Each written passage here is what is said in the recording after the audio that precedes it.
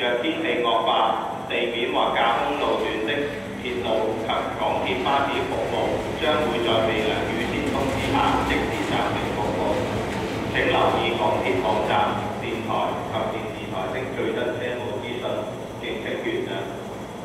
請注意，香港天文台已公布8號烈風和暴風信號列車信號，列车、轻铁及港铁巴士服务会维持有限度服务。若天气恶化，地面或高空路段的铁路及港铁巴士服务将会在未能预知通知下支持暂停服务。